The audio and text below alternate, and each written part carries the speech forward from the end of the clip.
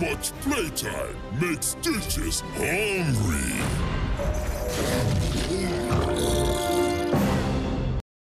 Welcome back to the last series of today here in HGC. We're currently, Team Naventic sits 1-0 up over B-Step.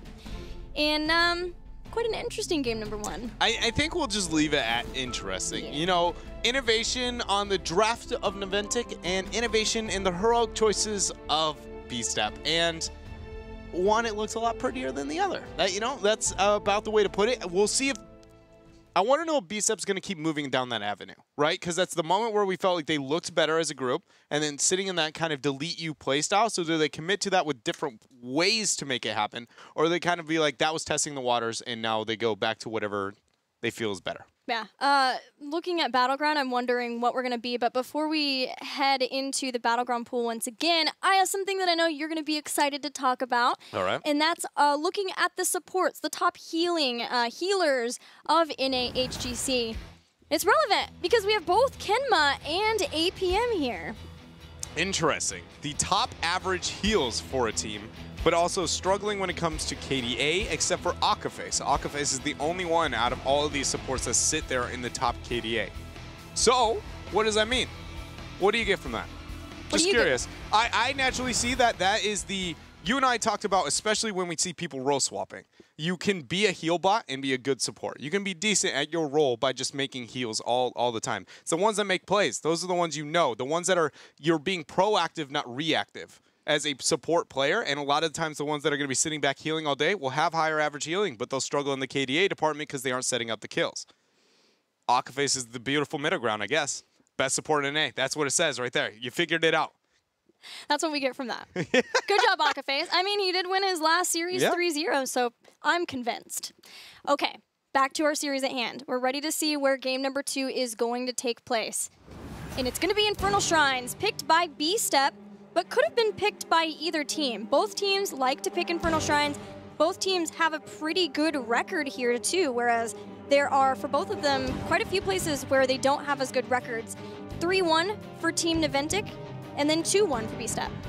Yeah, when you get to the teams that were less dominant within the region, it's not like, oh, both of these teams have an absurdly high win rate onto this map. It's more of who did they beat, right? Yeah. Yeah, so my first thought is this benefits Naventic. If the drafts go the same way as in the last game, we know that typically B-Step's not a team that's good at, you know, any map that is more about the objective than it is about killing your opponents and getting the deletion. That's what we've been harping on so far. So then this map isn't one that complements it outside of if you run Kerrigan. That's the only time where I feel like it really does kind of, that death ball is complemented. I remember in part 1 that Naventic had an awesome Kerrigan composition with Varian Kerrigan, and even Medivh, I think, is what they drafted. And then it was a Never Die composition, and they that might have been when they were able to take a game off of Tempo Storm. So once again, Zarya, Tassadar are the bans of these two teams. Now's where we see if Kerrigan's going to be the pickup. Nope, Arthas. Yeah, I think that's the safe bet because it works well into Kerrigan too, right? So if you see it though, I expect it to come out of Naventic in the next 2 rotations. But generally in North America, even a little bit in Korea, she's just kind of fallen off. She still sees play. Even as first pick, we even saw, you know, some of the most dominant teams in the world be willing to move in that direction, but it wasn't every game. It was kind of like, we're confident we can beat you, it felt more than anything. Arthas Kerrigan, though, that's such an old school... Rip in pieces, double in venom. Kill comp. That's funny, if the players we're talking about. A lot of people failed to remember why Arthas Kerrigan were so deadly, but it was mainly because not only did they have insane kill pressure at level 1, but post-level 4, you could stack Envenoms, which used to do damage almost instantly compared to where now it's really, really slow. And it was, I believe, a little bit less damage, but it was so fast. So you just walk in. Yeah, it was half the time. Yeah. The time got doubled. Even if you didn't hit your Kerrigan combo, you pull them into Arthas slow, he hits the Howling Blast after, the stun comes up and dead all day. One of the scariest 2 heroes in the game for a very long while. But sadly, we live in a, I don't know about sadly, I'm excited we're past that. But we live in a very different era of Heroes of the Storm. The Gul'dan comes out here for B-Step. Along with Malfurion pairing, very common. So now Lucio, and then whatever, I would like Lucio Greymane personally. I think that's a really big power play in this rotation for Naventic. But again, Greymane seems to, you know, elude North American drafts for the most part. I just think Thompster, right? Like, he's going to bust it out. He's the one feeling confident with it. It does take Malfurion away. That was the highly favored support, but Kenma did have Lucio, like you were saying, and once again, being able to pair that with Arthas is sort of the dream. Tychus over the Greymane. So Tychus still holding value for the North American scene so far. He hasn't, he's hit or miss. He's not as stable, but he obviously has a place, according to a lot of the teams. And this is what we saw at part 1 starting off. Not all the teams agreed on the same thing. As time moves on, everybody seems to have the same thought process. But at first, they're kind of like, no. We think we figured this out better than you. And so you see that jump, and even Lucio here is a little bit closer to what I expected out of, you know, the first series of the day. Yeah, that's what I was really excited about for today and this weekend in general is the teams aren't all scrimming each other, and especially once they know who their new partners are going to be, or who they're going up against first. So seeing these little pocket metas, right? Meta, but from these two teams is going to be drastically different than maybe these two teams, and which things work out and which things will fall and rise. And when we started HGC NA Part 1, Tychus had an abysmal win rate and then ended up climbing up significantly to the 50%. Was the inverse, right? Yeah, where she was at 70 and then fell to 40. Yeah, she just was a monumental fall there. I'm not going to flip my pen this time. Calculated. Dahaka was removed.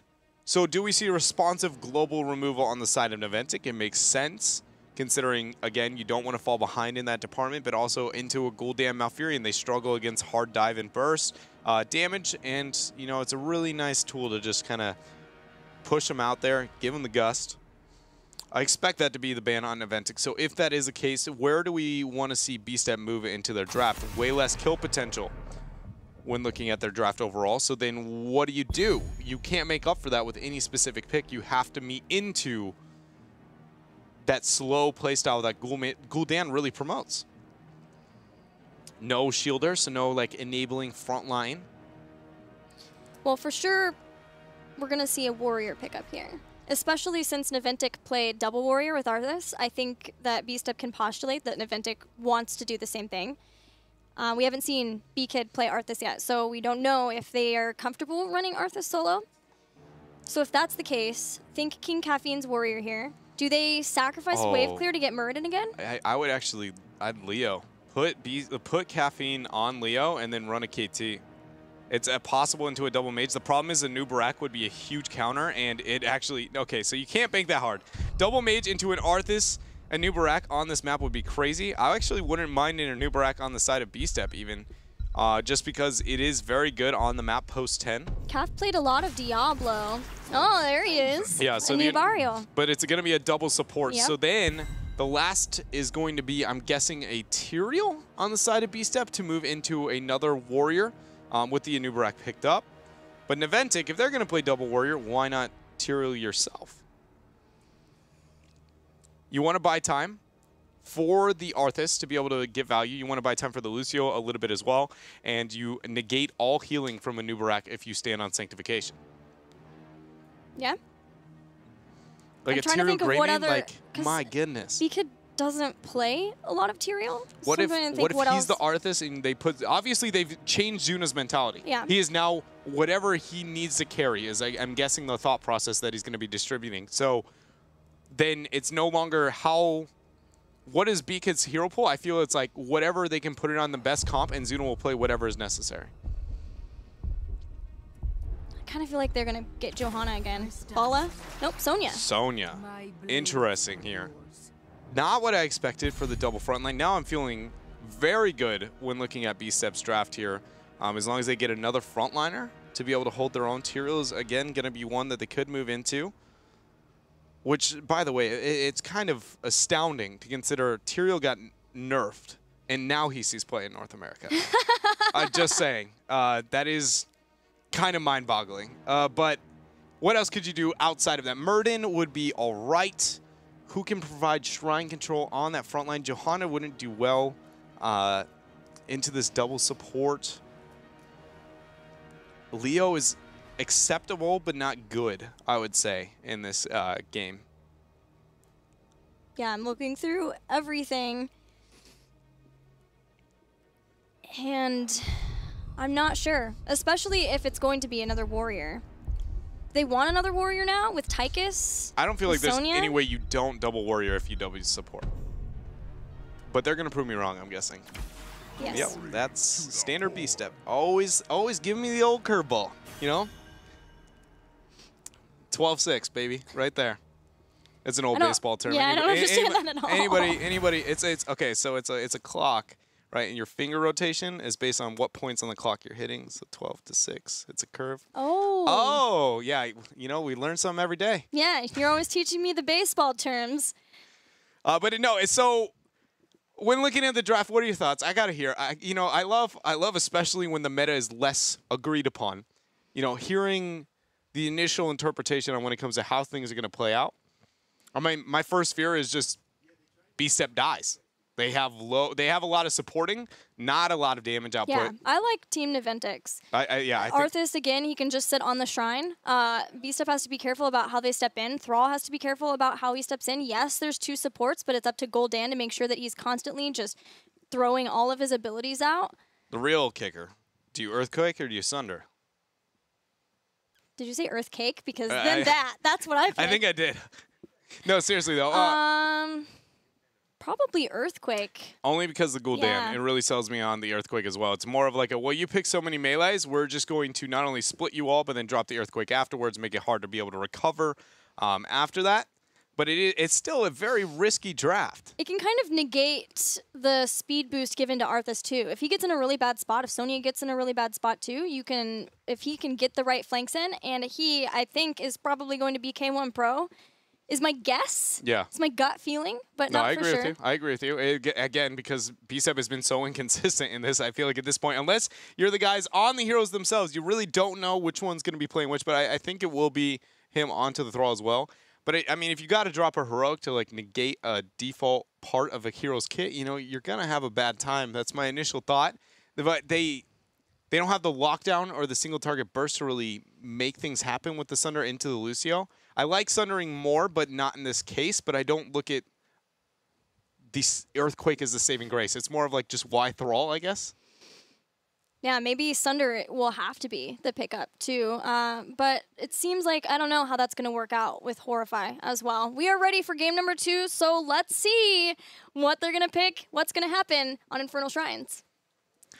Feel like it's going to get real weird real quick. Man, that's how I've kind of felt today. And especially sort of last series, especially this series, I'm like, what is going on? But we were that way at the beginning of part 1 too, right?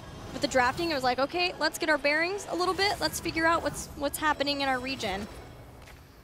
You know, and like we said, it seems a bit, it's not even just us. It seems like the players themselves question what is right and wrong for a long while until everybody comes to an agreement on something. So B-Step taking what we've seen out of North America and Europe so far, but then dropping the secondary warrior and replacing it with a Thrall. I'm just pumped to see K1 Pro and Thrall again. Yeah, I mean, I'll be honest. Yeah, he's so he is the flanker of North America. Yeah, you're right. He is very good when it comes to abusing Fog of War to be able to get an advantage and set his team up for really big plays. Again, Fell Flame build Gul'dan. Into an Arthas once more. Mm-hmm. So risky positioning, but a lot of damage output if they can make it happen into the... I am worried about, on Naventic's draft, the one thing I do really not like is the Lucio supporting into a Sonya on a Shrine early game. Like, legitimately, oh man, beautiful knockback damage. Not enough. Kenma, once again, skates right on out of a risky situation. K1 Pro doesn't get hit by the Howling Blast. The spear connects and body blocks there. So both teams looking for a gank in opposite lanes, but Naventic is the one to be able to get the kill. Nice, Detainment Strike with Roots to follow up, but Kimma's keeping Big Impact healthy. But what I was saying about the Sonya is just she doesn't really have much supporting. Lucio doesn't have good enough supporting outside of just running away to be able to heal her up in the early parts of the game. Whereas the Gul'dan and Nubarak Thrall has enough single target lockdown that the Arthas isn't that intimidating. So I actually do fear the first shrines for Naventic, even though typically you see Arthas Sonya, you go, you won the shrine. Not the case into a double support. But I think that Sonya can just sort of skirt around and hit someone if they're out of position, but otherwise rely on Arthas, Tychus, and Vala to be able to provide the damage in the wave clear. So yeah, she can't maybe be as ham as she would like to be, but the backup of having those other high damage heroes should, I think, be enough that Naventic can, ooh, especially if they do that. That was a good old sweep right there, the 10 tick dream. Howling Blast is used. Everybody here is looking to join. K1 Pro still yet to make the rotation here from mid. 20 Skeletal Defenders, and without K1 Pro making this rotation, you know, those first 20 were relatively free. iDream in a tough spot, gets the drain life. He's going to be fine for now. Big heals coming out from that double support. 27 to 16, though. B-Step has got to make something happen here if they want to lock in the rest of these Skeletal Defenders for this Punisher. Yeah, we would have needed to see them dive and get aggro on Naventic, and not doing that, they back off.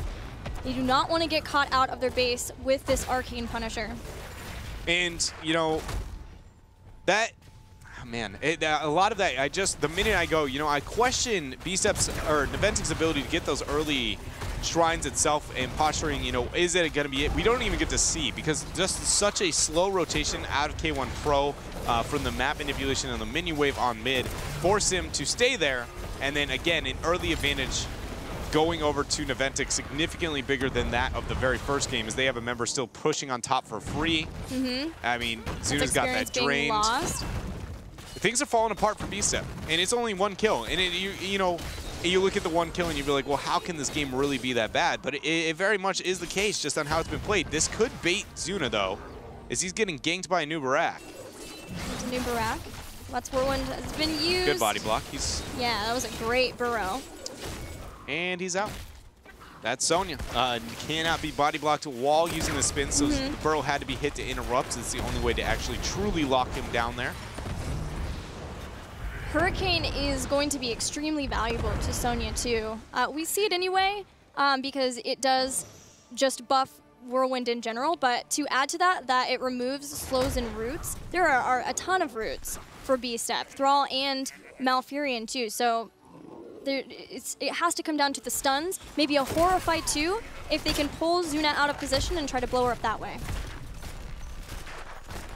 For now, B-Step has just got to be, with the double support, you're worried about the shrine itself. I talked about the first time we saw this in the series today is that we often in North America, because we don't have siege compositions, see any play in between the shrines, but it's even worsened by the fact that they only have, you know, one ranged assassin to do anything. So it's more of B-Step's just going to patiently wait for anything, for just the shrine itself, while Naventic has a composition that can very easily not only wave clear, but we see Merc control that can come out of Zuna, and then with the double range, they also could just be like, hey, 3 members top, we could push on bottom, which is, you know, why we kind of have these small flow, like pause of flow, really kind of a hiatus of gameplay for a while for these teams.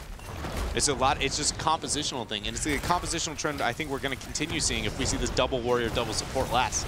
It's all about the map objective. The timing of the mercenary camp, great for Team Naventic. Sonya can start to rotate in and work on this shrine, and B-Step are the ones who are down a level, so they need to get in quickly and be able to start getting some kills. Otherwise, it's going to only get worse and worse and worse and separate out. Which is really odd, because looking at part number 1, Naventic was the team who fell in this position every single time. I mean, I was very, very critical of their decision-making when they got there. Not falling into it, that happens, you know, but your decision-making once you're behind, theirs was very, very poor. So only, again, showing that it seems like Naventic has figured something out, you know? B-Step is in the middle of the pack of North America right now, so I think it's a nice starting testing point for them to truly figure out where they are, and right now they're executing very well. Well, one other change, massive change that we've seen from Naventic is this is 2 games in a row now that Zuna is back to melee flexing, and Tomster is playing Tychus.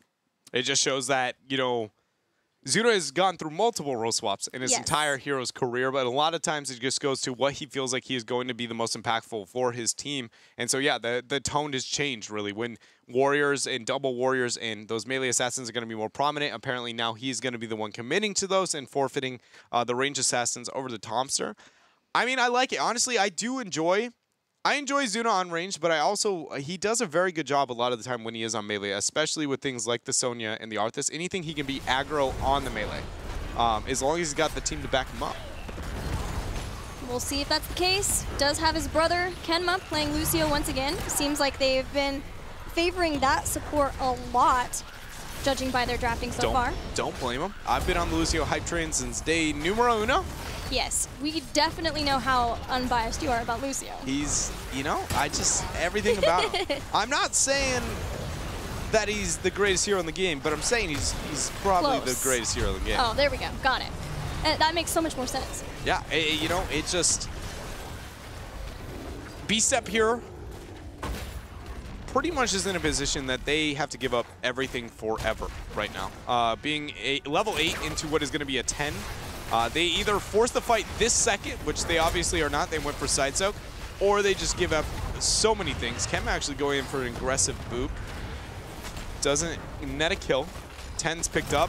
Will Syndra Ghost will be locked in? They have a big enough lead, they could force a Syndra. Even just threatening aggression is enough to push B-Step back off of defending this fort, which keeps the Punisher healthier and long enough to take this out. But in top, though, Zuna's actually going to get ganked. He might be able to 2v1 trade. Yeah, that's a Wrath of the Berserker into only 2 interrupts. Man, I was surprised Naventic didn't clump with the 5-man to force more objectives, instead splitting to open up the objectives. Now that they have mid fort and bottom fort, the next logical decision would be all rotate to top. They are painting the map blue for now, but it is smart to, anytime you can, especially on this map, to open rid of the forts as fast as possible so that every Punisher becomes more than just, a walking punch machine. Yeah, it becomes a possible keep, just like Teammate versus Galeforce Esports. Galeforce getting a super early keep because of the pressure they were able to put on. And Naventic having heroic abilities so far ahead of B-Step, they made the quick move to bottom lane to pick up that fort too. So now only 1 left for B-Step. B-Step have to get heroic abilities. Yep. That is the first start. And then maybe immediately just try to fight. Yeah, it's probably the smartest choice. It's going to be one of the best fights they'll get this entire game if things keep going down this path. And here we do see Naventic is decided to kind of rotate up to top, but not nearly as hard as I was hoping to see out of them. But they did catch K1 Pro, gets the juke on the Howling Blast. But without heroics, but more importantly, just the stat differential at that point. 3 levels is enough to where anybody can get blown up in a 3 versus 1. And once again, Naventic have the upper hand. They are not going to be able to get this top 4 as free as they could have. So maybe, maybe not totally min-maxing the experience as optimally as possible, but it's still a huge advantage. Discussion point on what heroic abilities Nubarak and Thrall get. Shrine will be activating soon, and again, it's 2 levels. B-Step have just now gotten heroics. Team Naventic are quickly approaching level 13, so B-Step are going to start having to make some hard choices. It is all the way up in the top. Maybe they could push in keep someone in mid to soak, and then try to push in the bottom, but instead they're going to run up, try to have Malfurion rotate up quickly too, and then hope that they can maybe get some kills from this. It's a risky decision, but they're pretty much all risky decisions at this point when you're this far behind. Yep, and Earthquake was the choice for 1. I don't see an argument for Web Wrap. The Cocoon here, Sonya single-handedly and Arthas just rid of it so fast, and it works with the map objective, and they go for it. They're going to Cocoon. So again, I'm guessing Kenma isolation strategy here for B-Step. That's already Earthquake down and not on top of the Shrine. It was used as Naventic were pushing in. So now Naventic don't have to worry about fighting within that. Gul'dan taken out. Strafe comes down too. Twilight Dream silences for now, but Naventic continue the chase. Yeah, and K1 Pro here, question if he can get a flank to change anything. Sound Barrier used. King Caffeine does get the burrow out. That's fine. Good zoning route for APM. Might be able to keep his team alive for a moment. But as you can see, everyone, APM. The beauty of Lucio showing perfectly there, the dive potential. I got a question. I mean, I obviously give my criticism at time when it comes to the heroic choices, but specifically the Cocoon. I just don't see an argument for it here in almost any case. there's nobody that you can isolate that wouldn't have the self-sustain and tools to be able to survive outside of isolating the Lucio and then killing the bot. That's the only scenario where I see that. And if you do that, you do it through hard engage. So then why do you go Earthquake? Right, it's just, again, a counterintuitive heroic synergy if you're going to innovate on the side of B-Step. Like with Tranquility. Yeah, if you're going to Trank, you do it with the Sync to be able to deal with the low damage output of your opponents in the long dot damage that they actually distribute. And here B-Step again sits in a situation where it's like, well, if you're going to go with the Earthquake Horrified Dream, that makes sense. Locust Swarm is a direct counter to Arthas Pyrion when his heroic's up and you complement the map objective. But then if you go into Cocoon, you're going Burst. You're going to rid of the support, and then you all in onto somebody. So therefore, you should match that with everyone else's choices. Patient play from Team Naventic, not getting the final kill on a Skeletal Defender to allow them to have even more pressure in this top lane.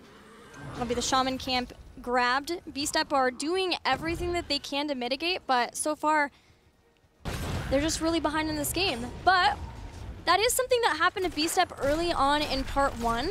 And sometimes they had miracle team fights in the extreme late game, a 5-man mosh pit.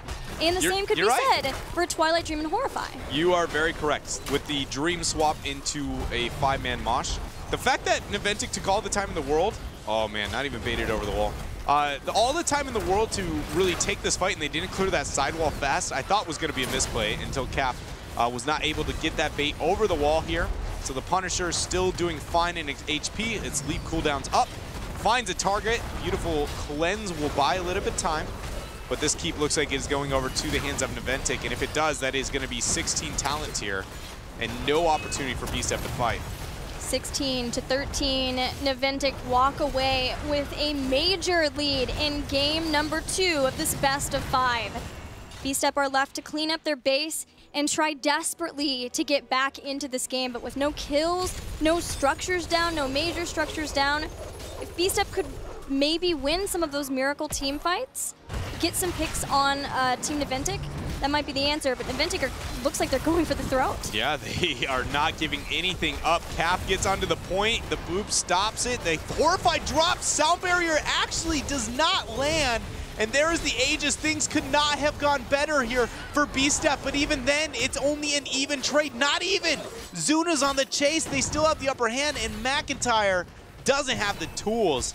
4-4-2. That was a 5-man Twilight Dream. Yeah, Twilight Dream and the Crystal Aegis did a ton of damage with that too. Now Naventic, several of the members that are left are low in health, and the respawn timers are very short still for B-Step in this game. So no way to try to even take down a small wall and go for core, but they do at least get the front wall, and they know that there's a 50-50 chance that the next shrine is here in the bottom lane. So if they do end up getting a shrine there, now there's no way to bait over a wall for B-Step. So Team Naventic, very good understanding of how much they can get away with, judging by winning that fight. Yeah, it does seem like the Naventic we know, right? Never giving up anything whenever they had the upper hand. I guess more so, I think it's unfair to say it's what we know, because they showed a different side of Naventic for a long while in part 1, but it's the one that reigned over North America for quite some time.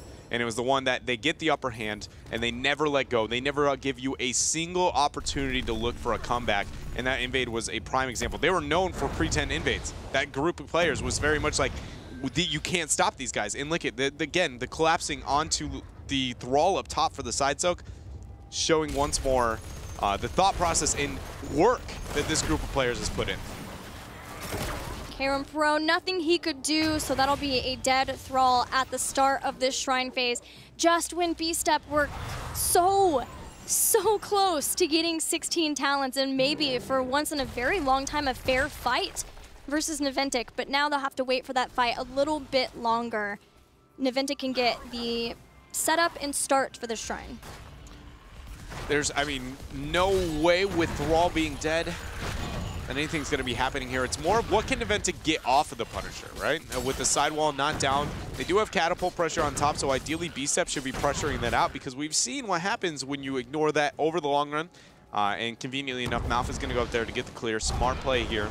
So will we see Naventic get over-aggressive and try and make something happen on the keep? Can the counter initiation of the Cocoon, Earthquake, and Horrify, and even Twilight, actually every heroic they have is counter momentum. So do they have those tools here? This is the moment for B-Step. They finally have 16, they have Rampant Hellfire, and they even got Wrath of Heaven to increase spell power for that Gul'dan. This is it. The Punisher is going to be baited over. B-Kid wants to move in on top of Anubarak, who burrows away. They get it baited towards mid for a moment, but it's going to be only a mere distraction until the bottom 4 ends up falling.